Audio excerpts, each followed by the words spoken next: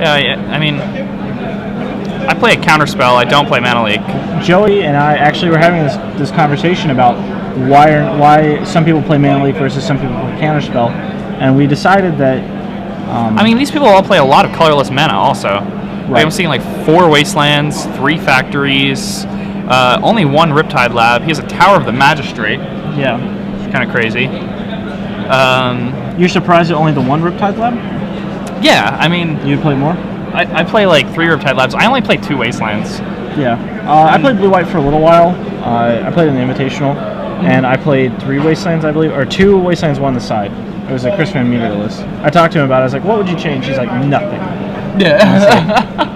All right. Yeah. No, I agree with that list. The Chris Van Meter list that he won the Open with right after Snapcaster Mage came out. Yeah. I think if you go back to that very original list, it's probably better than just about any other list in the deck. Yeah, it's actually really weird how Legacy works like that. I was talking to Kurt Spice. He's I guess a Legacy grinder, and he played Blue-White list. I think he might have splashed red, and he was like, yeah, I switched my version to beat my last week's version, and then played my previous week's version, and just got next leveled into losing to my previous week's version. So like, eventually it comes back around. It's like a full circle where you eventually just start losing to the decks, the original versions that have been modified to beat the changing versions.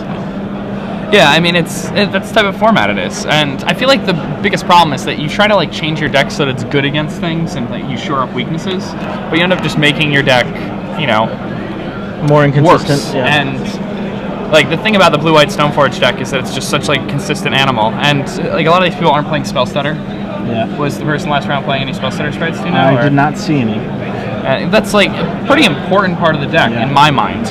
I mean, if you're not playing Spell Stutter, then obviously like Riptide Lab becomes less of a thing that you need to worry about. But just having that end game of like just the ability to lock it up and say, all right, I have Spell Stutter Sprite and Riptide Lab with, let's say, these Mutavaults. Yeah. And all these people are playing Factories also, and like that's really difficult for most people to beat. Yeah, I totally agree. You just lock it up. The other thing is that like you can get the game to that point. Like you're playing Swords to Plowshares and Snapcaster Mage. Like you should not lose to any creature decks. Yeah. All right, so Devin McBride leads things off with a Flooded Strand, and he's on a mold turnover. of 5, unfortunately, for Devin. And that's going to be rough. That is going to be rough. We're just talking about how consistent the Blue-White Blade deck is, and unfortunately, sometimes that just happens. So you're predicting the Esper Blade deck is going to be victorious? Or excuse me, I mean, now that Blue-White Blade mulligan to 5, obviously, I would change my prediction. But previous to the mulligan, I would say the Blue-White Blade deck would be victorious. I misspoke on that. Apologize. Like a 4th Snapcaster is so huge. I don't know how you don't play 4 of that card. So I think that's kind of a big thing here. I really don't like the Oblivion Ring in this Blue-White Blade deck. I don't think that card is very good here. I think Spell Pierce is fine, but again, like only really a card that's good in mirrors. Maybe it was just I don't think Jit is good in the main. I just disagree with a lot of card choices. In this list. He's got the turn one. Oh, the Spell Snare on that Stoneforge Mystic is going to be pretty painful for Devin because when you mulligan to 5 and your opponent's able to just keep trading 1 for 1 with you. He might have a Spell Pierce off for with an Ancestral Recall. Does he have Spell Pierce? Yeah, he has 1 Spell Pierce in his deck. Does he have it? If he's sacrificing that land, I imagine he does. Unless he's looking to do a cold Brainstorm here, but I don't know if I'd recommend that.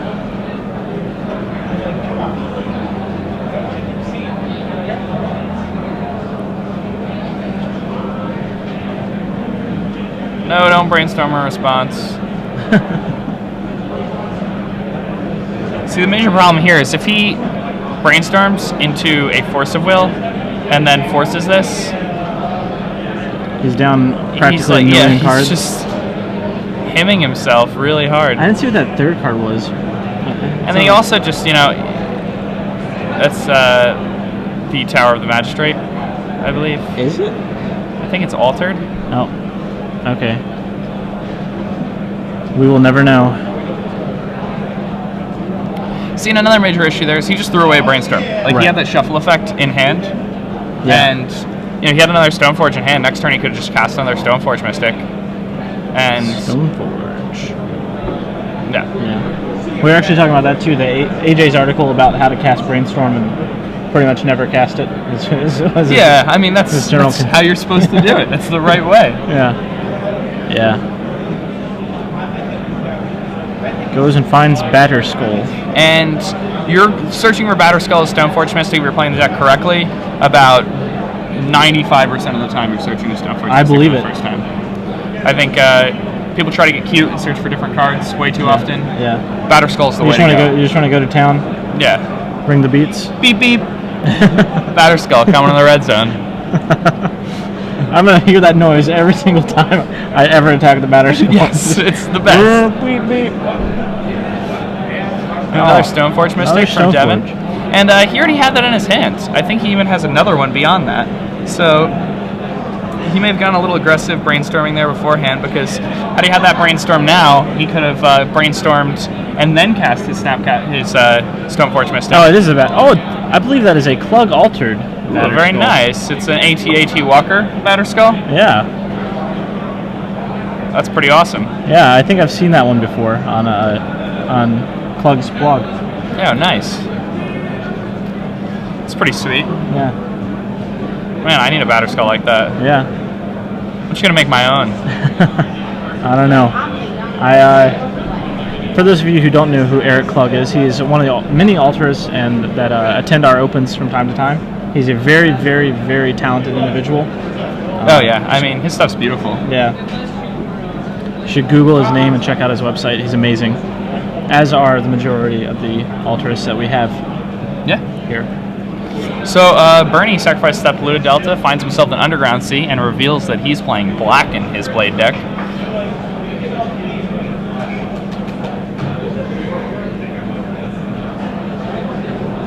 And so he throws out a Thoughtseize. He wants to get rid of that. Yeah. Oh, now he's faced with Devin a had a decision. Jason hand and cast Stoneforge instead? Yeah, he did. But dude...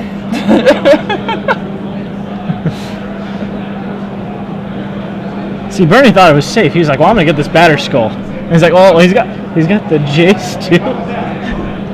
Yeah, I mean, he gets to, and Bernie's still ahead because he gets to put the Batterskull in play, and it's like a pretty good way to deal with that Jace. But yeah, what do you do there? You in his spot, you would have just Jaced and bounced. Yeah, I just would have gone Jace bounce. Yeah. I mean, that makes perfect sense. Probably might have been a more optimal play. Not 100% sure. Alright, so another Stoneforge Mystic comes down, and this time I imagine he's going to grab a Umezawa's Jitte. Nope, he gets sort of Feast and Famine. It's an interesting choice here. Well, maybe he's getting it to be able to block the Batterskull token indefinitely. Yeah, and that's fair. I mean, it does give protection from black. He can also, battle through the Batterskull with that sort of Feast and Famine. Yeah. No, Jitte is very strong in this matchup, though, so... I believe it. You said you didn't agree with the main deck Jitte. If you're expecting to play against mirror matches all day, do you main deck it? I mean, I just don't think you have room. That's fair. That's fair, and I also think that even in the mirror, you're searching for Batterskull first, so it's like the time that it matters, where Jitte comes up is when you're resolving multiple Stoneforges, and by that point in the game, if you've been like engineering a game plan and just playing correctly, you should know what's going on and be able to play around everything. I hope he's not wastelanding the wasteland. I don't think he is. He wastelanded the wasteland? And his opponent didn't respond by sacrificing the wasteland? Alright. So his opponent instead chose to just get the Batterskull on the table. And I think that may spell the end of Bernie. I mean, Bernie's now down to 2 lands, and yeah, he has many more cards in hand, but this is a control mirror. And now Devin's just going to get to drop that sword into play. Yeah. And he's going to bring Bernie down to Frowntown. Frowntown is not a place you want to go. Nobody wants to visit Frowntown. Got the t-shirt and the frowns. Alright. Let's see, I think the first thing that's going to happen is beep beep. Oh no, he decides to brainstorm beforehand. This is just Now, I mean, if he has a shuffle effect in hand already, that's fine. But again, I think that brainstorming blind. I guess also he's stuck on 2 lands, so just brainstorming into a 3rd land is again just fine here. Yeah. Financially related news: Bernie's deck is very expensive. That brainstorm, not cheap. Looks like a foil brainstorm from Arcadia Mass. Yeah. Like, I want to say we buy them. Let's look them up before I say something that I don't want to say. Really? Are those that expensive? They're very expensive. Huh. I think we buy it for 50, but I'm going to double check. 50? Yes. Oh my goodness. I might have some of those. Foil brainstorms? Yeah. They're real expensive. And of course, I can't get on the internet. I don't know the legacy card prices as well as I should. Well, he's got the foil wasteland too. Those things are very expensive as well. The original player reward ones. Yeah. Those are really cool. Yeah. I don't really play with foils, so. I feel like when you get one foil, you kind of have to get all foils, and in Legacy, it's impossible to get all foils. There's no such thing as a foil Tundra. The neat thing about Legacy is that I'm okay spending a lot of money on Legacy cards, like neat-looking Legacy cards, because they're not going down in value really. Like something has to happen, like get printed to change it completely. Like ooh, Guru Plains. Yeah. There you go. I told you his deck does not look cheap.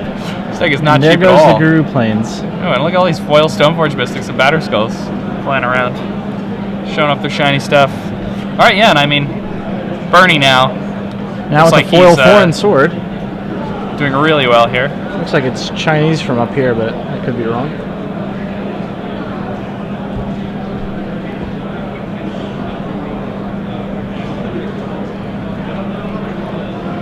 Bernie's tapped out. I wouldn't be surprised if Devin chose to go ahead and use his Jace to bounce that Batter Skull token.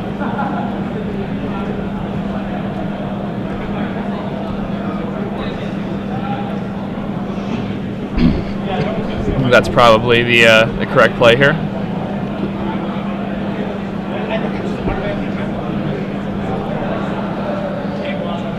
Yeah, I mean, No, don't do that. Alright, he instead just chooses to brainstorm.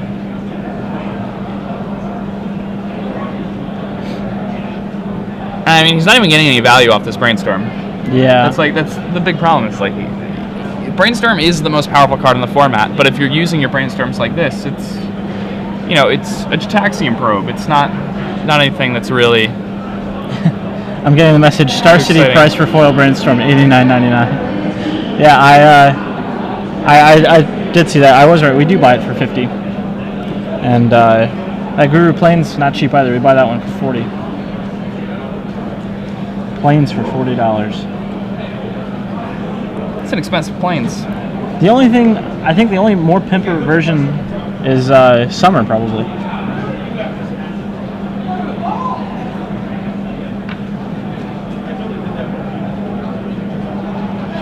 Yeah, I mean, Devin, instead of playing the Jace, chose to brainstorm with no shuffle effect and equip his Sword of Feast and Famine. Maybe he read the How to Cast Jace the Mind Sculptor article, also written by AJ. Just don't. I think with Jace, I think it's just the opposite, right? Don't you just slam it on the table and win? Like, yeah. For those who because might on have been 4 confused, mana, I don't think AJ actually now. wrote an article that said that. Yeah. Jace the Mind Sculptor's like a fairy godmother, you know? No, it's not. It's not that road. No.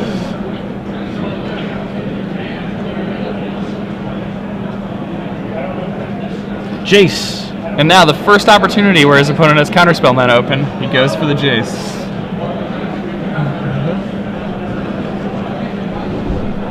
Force of Will didn't even need the mana. He had the force. Doesn't need to use the mana. Is there Force of Will on the Jace?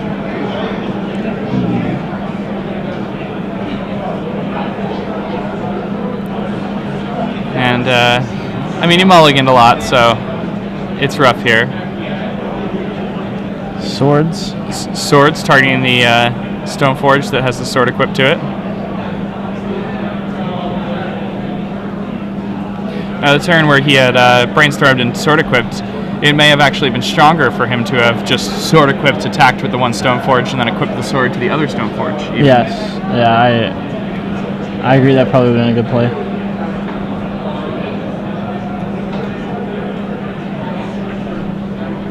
But Bernie's playing very well this game. It's,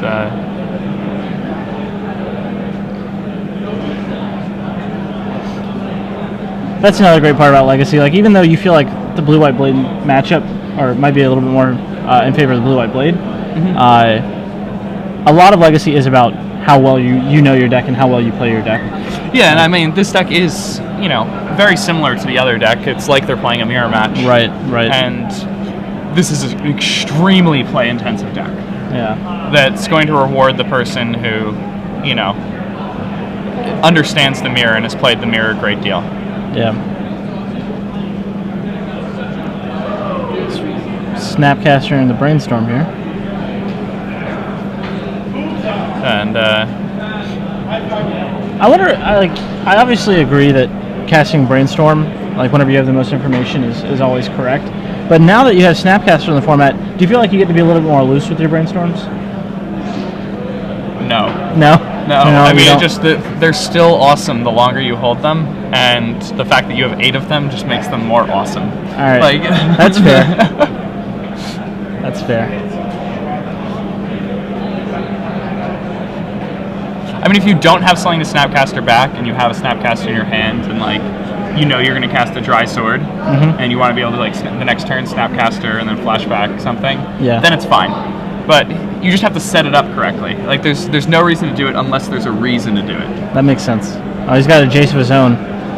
And yeah, this game is getting completely out of hand here. And we've seen Bernie just grinding Devin out of this game. Again, Devin mulliganed here, but I mean, if you look at the number of cards in each player's hand and the number of cards on the table, even taking mulligans into account, Bernie is way ahead on cards. Yeah, I agree. Another thing that I always like about Legacy, and it goes back to what we were talking about, how the format just rotates and the decks change as far as what cards are right to play. I remember a point not too long ago whenever Body and Mind was the sort of preference in that format. What are your thoughts on that? I've played one sort of Body and Mind over one sort of Feast and Famine on and off. In my decks, and I like it a lot. I think, when the format's a lot of rug, it's really good. Yeah. Oh, here we have an interesting thing happening. So Devin's end of turn Snapcaster picks up the sword and attempts to get into the red zone. Bernie throws a Stoneforge Mystic in the way, and that Swords to Plowshares took that Batterskull out, and Devin's doing as much work as he can to apply pressure onto that Jace. Yeah, which is what has to happen here. That Jace, if he lives a few more turns, there's probably no way Devin can come back from this game. I almost always go with Sword of Feast and Famine now. I had a really bad experience with Body and Mind. I equipped a Body and Mind and attacked, and my opponent milled, and they were playing Enchantress, and then cast Replenish on the next turn. Ooh. And I lost that one real hard. That is that's a pretty brutal one. Yeah. To be fair, I probably played it wrong. Probably shouldn't have battled with that one, but I wanted a wolf. Yeah. What can I say? Woof woof.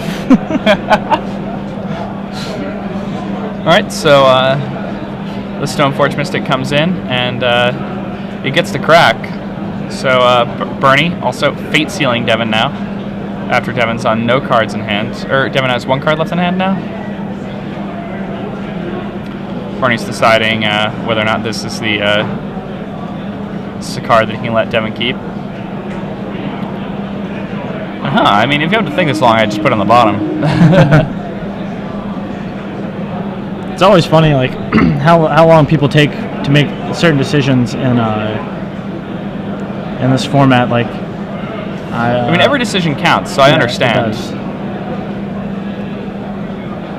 He Fate Sealed away a Wasteland, is what we're. Oh, no, I think he kept it. He left it on top. Oh, he left it on top. Yeah, which seems completely reasonable. Yes, I agree. Yeah, there's the Wasteland right there. It's hard to see his deck. His deck's being covered up by the life totals. Yeah. All right, and Snapcaster getting in there.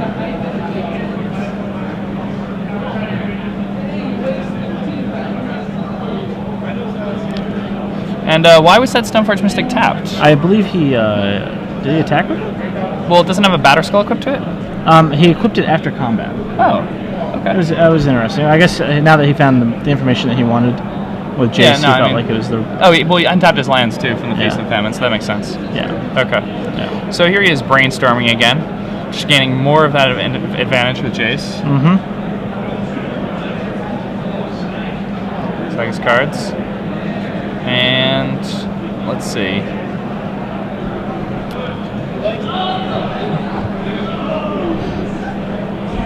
I mean, something nice about a Stoneforge equipped with Batter Skull is it's not green or black. Spell Snare. Spell Snare. I don't know if he had another thing to find. No, I don't think he did. I think that was a Spell Snare on a Squire. Yeah. But, I mean, the Squire is relevant now. It blocks the Jaces. So. That's true. I mean, Devin, if he finds a Swords to Plowshares in any reasonable amount of time, he's... Yeah, that's one of the things about the Esper list. I don't think it doesn't play any manlands, so your swords are dead without your guys. Alright, and a Brainstorm off the top for Devin. Just shows him Brainstorm, Snapcaster, and something else. So Snapcaster's going to be pretty strong here. He's going to go ahead and attack. Bernie will block here with a massive Stoneforge Mystic. Mm-hmm. Stoneforge Mystic currently receiving +6/+6 from the combination of Sword and Feast and Famine and Batter Skull. And he backs Beep. it up. Beep, beep, indeed. Yeah. Beep, beep, I'm a Batter Skull. And, when you're playing against this Esper Blade deck, a lot of the times it's not right to just start casting your Stoneforge Mystics as fast as possible. You just want to sit there and wait. Like, this matchup is all about waiting. The person who goes for it first, the person who starts trying to fight for something first, is going to lose. Yeah. More times than not. So you're just going to want to, play it slow, take your time, and, if you think about everything and you let your opponent make the first step, then you know what line of play you have to make in order to beat them. And that's what's really important in these matchups. Yeah, definitely how it works with almost any control deck, I feel. Yeah, any type of control mirror is very similar to that. Usually the first person to make a step is the person who ends up losing.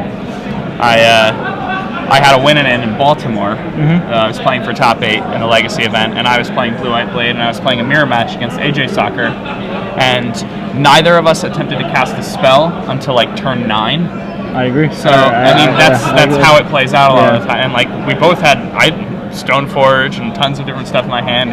He also had all that stuff in his hands, and you just don't want to go for it until you actually are going to discard cards because you're missing land drops. Right. That's my general rule. If I'm going to start discarding cards to land drops, I'm going to feel okay about running experimenting a little bit. Something small.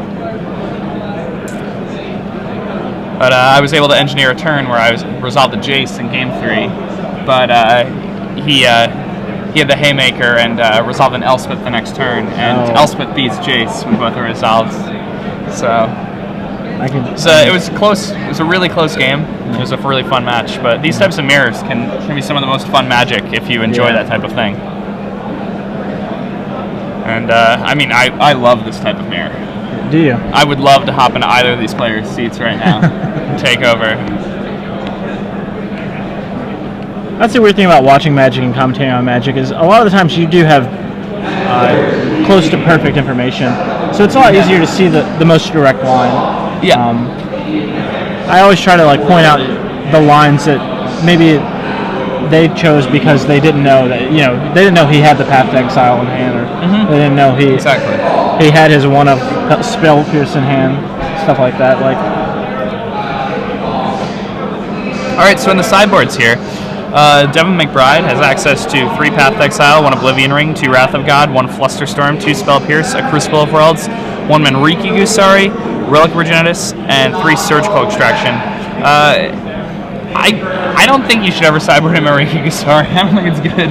It's too hard to assemble that. I played that. You're jumping through way too many hoops. Have you tried it? I played that deck once, and I had this package of equipment in the sideboard that I could, theoretically use in different matchups. And Manriki Gusari was one of them. And every single time I picked up my sideboard, it was just staring at me, like, haha, you put me in the deck. Nice slot, I gotcha. buddy. Yeah. you heard about me in Providence, and now all of a sudden people think that I want to run this in here. Now, cards that he's going to bring in, I imagine one Crucible of Worlds is pretty nice here. Yes. Just maintaining a mana advantage is pretty huge, and Crucible of Worlds, in a lot of ways, in this type of match, is almost as powerful as having a Jace in play, and it's a Jace that they can attack. Right. Especially against the Esper mana base, like just. Yeah, it's just huge. Yeah. If you can assemble the Wasteland plus Crucible, Right. it's especially strong. But even just using Fetch Lands in conjunction with the Crucible and gaining an incremental advantage in that regard, like just card advantage, Right. in the form of lands, it's so huge. I think Crucible is probably the best card in his sideboard. I'm glad that he has one of it. I like one Crucible in these sideboards. The Surgical Extractions, I don't think will come in. The Relic Progenitus, no. Manriki Gusari, I guess if he has it, this is the matchup he wants it for, but I wouldn't bring it in. I don't think it's very good. I can't imagine searching for that before I search for a Batterskull, before I search for a Jit. Let's look back to the last match that was played, or the last game. Yeah. And at any point during he had 3 Stoneforges, I believe, that game. Devin did, and if at any point would he have went and gotten the Manriki Gusari, and it actually been better than the sword or the Batterskull he got? Do you think? Well, I mean, he was able to resolve that sword, but that's just because Bernie let it resolve Right. through a force. So I don't know. Here we have the game beginning, and Devin on the play. No so blue he's keeping mana. hand with no blue mana. So hopefully And he a draws out of Wasteland. this. Ooh, and a Wasteland. That's going to be good. Maybe he can make both players have no blue mana. Might be the right play here. And that's what he chooses to go ahead and do. Now, whenever you say that you never want to make the first move in these type of matchups, do you consider that making a move, like just blowing up the other land? No. Yeah, I think that's fine. Like, especially if you're just keeping things at parity. Like, he doesn't have blue mana. Maybe if he destroys his opponent's Tundra, Oh yeah. keep his opponent off blue mana. I definitely agree with it, but like I said, just trying to find the different schools of thought on this stuff. Yeah. Now,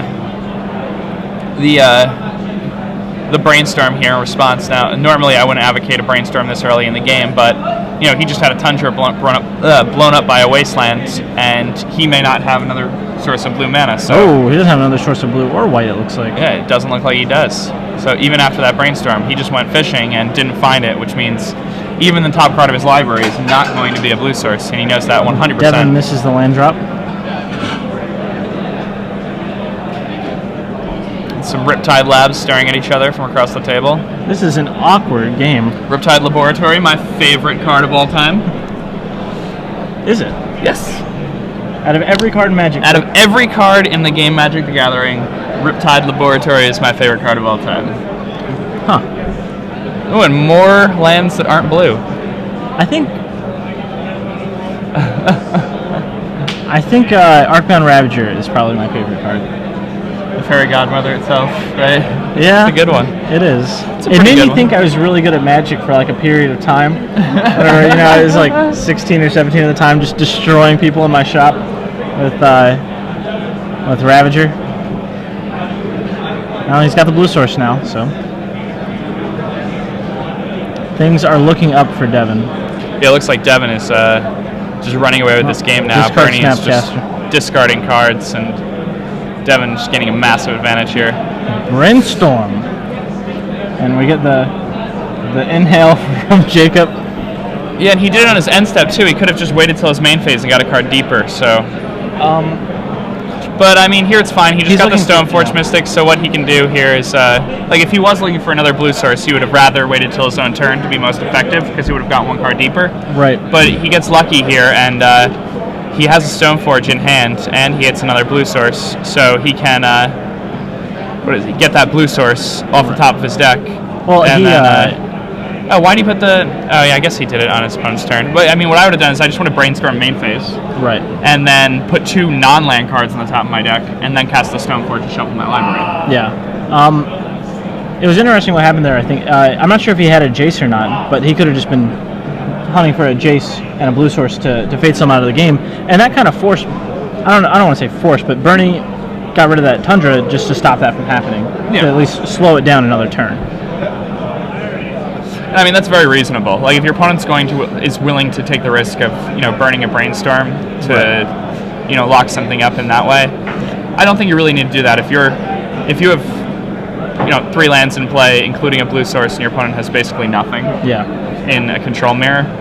There's really no reason to get frisky and start wasting cards when you don't need to. Thoughtseize, you're gonna see what's happening. Brainstorm. And brainstorm in response Do you to agree with this Thoughtseize. one? I mean, it depends what's in his hand. If he has, I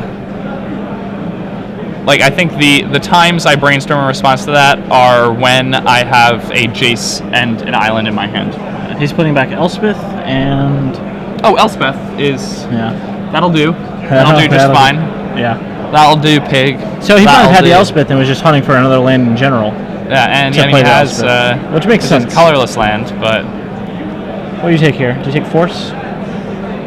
No. I think he just takes swords. I mean, if he has double swords, I think I concede here. Success is his only option. Yeah, I mean, I don't think you can take Force. Force is like the worst card in his hand here, I think, because like if he draws another blue source, the V-click is a huge problem.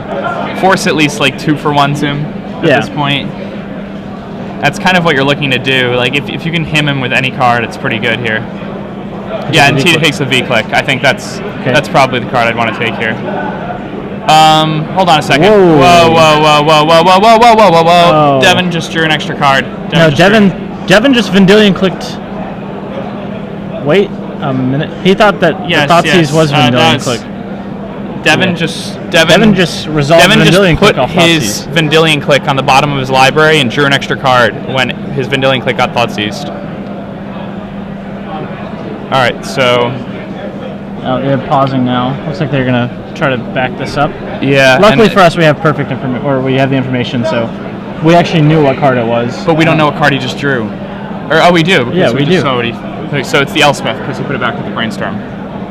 Right. Yeah. And then what card did he draw for his turn? Well, we know what was in his hand.